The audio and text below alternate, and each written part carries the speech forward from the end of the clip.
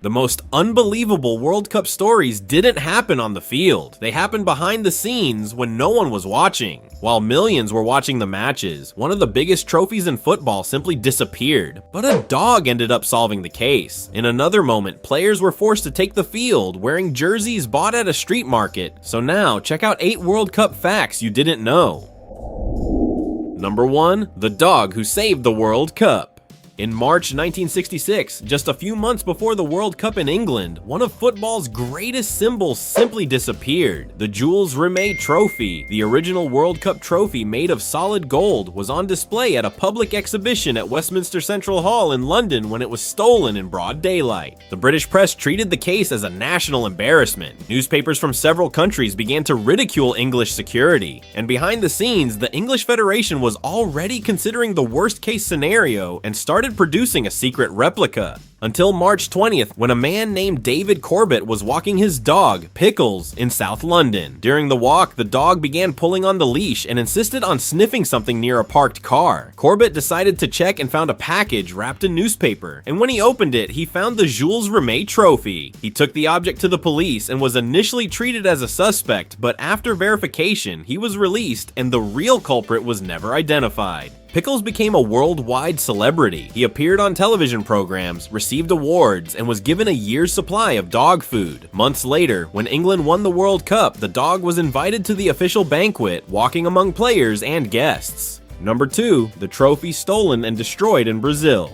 Until 1983, the World Cup trophy was the same. It survived thefts, crossed wars, but ended up disappearing permanently in Brazil. In 1970, after winning 3 World Cups, Brazil gained permanent possession of the Jules Rimet trophy.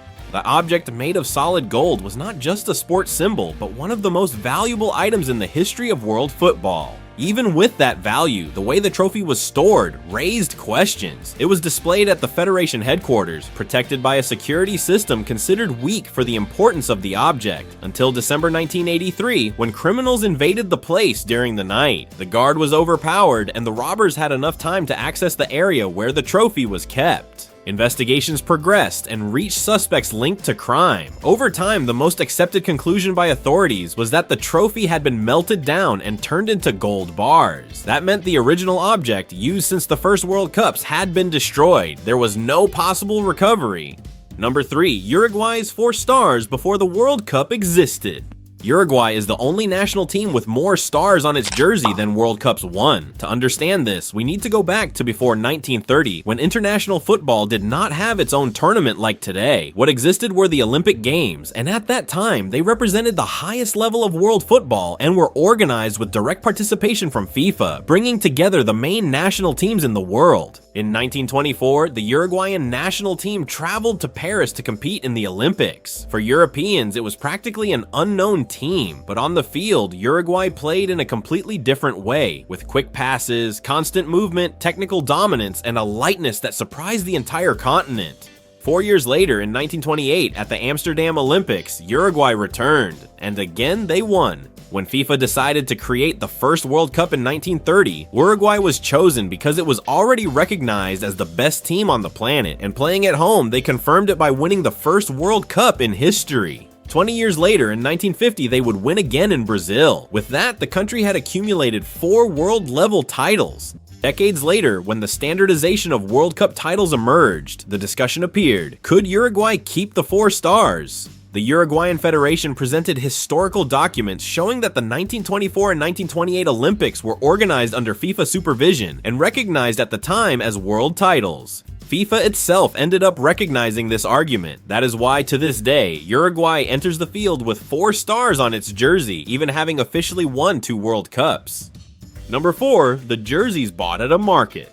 In June 1986, Argentina was preparing for one of the most intense matches in World Cup history. The quarterfinal against England was not just a football match. There was a huge political and emotional weight involved, since only 4 years earlier the Falklands War had taken place, an armed conflict between the two countries. But the reserve jersey of the Argentina national team, made of heavy cotton, was completely unsuitable for the conditions in Mexico City, and the match would be played at noon with intense heat and high altitude, which already made it harder for players to breathe. During training sessions, coach Carlos Bilardo realized that the players were getting exhausted too quickly. The jersey absorbed sweat, became heavy, and made physical performance even more difficult. Bilardo realized that this jersey could not be used, but there were less than 2 days before the match. So members of the staff were sent into the streets of Mexico City with the mission of finding lightweight blue shirts from any source that could be adapted for the match. Back at the hotel, the seamstresses worked overnight to place the national team crest onto the new shirts, and on match day, the players took the field wearing that improvised uniform. It was with those shirts that Diego Maradona delivered two of the most famous plays in the history of the sport. First, the goal that would become known as the Hand of God. Minutes later, the goal that would be immortalized as the goal of the century. Argentina won 2-1, and for years, this story remained little known outside the scenes. Only later, in interviews and in his own autobiography, Maradona confirmed that the shirt was not an officially planned uniform, and today it is worth millions. Don't forget to like the video if you're enjoying these facts, and subscribe to the channel so you don't miss the next videos. Number 5. The Miracle of Bern. In 1954, the World Cup in Switzerland seemed to already have a winner before the final even took place. Hungary was considered the best team in the world, unbeaten for years, and playing dominant football, even defeating West Germany 8-3 during the group stage. Shortly before the match, on July 4th, heavy rain began to fall. The field quickly turned into a heavy, uneven, and slippery surface. The ball did not roll easily, and every movement required much more physical effort. Hungary entered the field wearing their traditional leather boots with fixed studs. They were heavy, absorbed water, and quickly lost grip on the soaked field. But on the other side, German players were wearing boots with removable studs. This allowed them to adjust the stud length according to the terrain. With this adaptation in their boots, Germany managed to come back and win 3-2, and the final whistle confirmed one of the greatest comebacks in World Cup history, which is still known today as the Miracle of Bern. Number 6. The trophy in a shoebox. In 1938, Italy won its second World Cup and once again taking the Jules Rimet trophy home. Shortly after, war spread rapidly, cities were occupied, governments fell, and any valuable object became an immediate target for confiscation. The Jules Rimet trophy, made of solid gold, was stored in a bank in Rome. In theory, it was the safest place possible. But for Ottorino Barassi, president of the Italian Football Federation and vice president of FIFA, that was not enough. Banks were being invaded, safes were being broken into, and everything of value was being taken. If someone discovered that the trophy was there, it would simply become another piece of gold to be melted down and turned into a war resource. So Barassi, without informing almost anyone, removed the trophy from the bank vault and took it to his own home. When he arrived home, he took an old shoebox, placed the trophy inside, and hid it under his own bed. For weeks, the city lived under constant tension. Inspections, searches, and military movements were frequent. Years later, with the end of the war and the return of international competitions, the trophy was officially returned and went back to circulating in FIFA events. Number 7. The kiss on the bald head. In 1998, France hosted the World Cup under enormous pressure. Playing at home meant carrying the expectations of an entire country. It was in this environment that something unusual began to repeat itself. Before each match, defender Laurent Blanc would approach goalkeeper Fabien Barthez and kiss the top of his head. At first, it had no meaning at all, but as France kept winning, those actions began to gain meaning and were repeated before every match. And the further the team advanced, the harder it became to break that sequence. But that was not the only pattern within the team. During the bus ride to the stadiums, the players always listened to the same music, at the same volume, in the same order, creating a repeated, predictable environment, almost like a way to control tension before stepping onto the field. France continued advancing without breaking the ritual until reaching the final. Against Brazil, they won 3-0, claiming their first World Cup. If the players had stopped the ritual and lost, deep down they would definitely think that was the reason. Number 8. The origin of Brazil's blue jersey. Before the traditional yellow and green jersey, the Brazilian national team used to wear white as their official color, but that changed in 1950.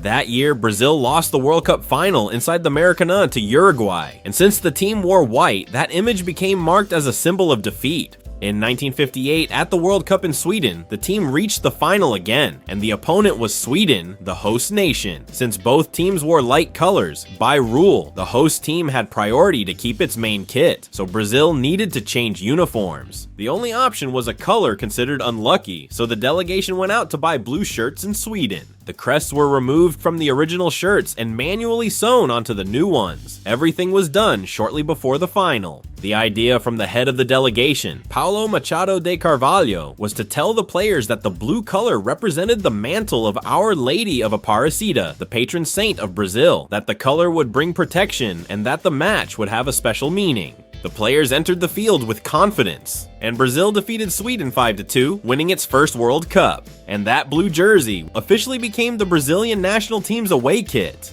Make sure to check out the next video where I share 8 more things you don't know the meaning of. But before that, comment which of these stories surprised you the most and who you think will win the next World Cup.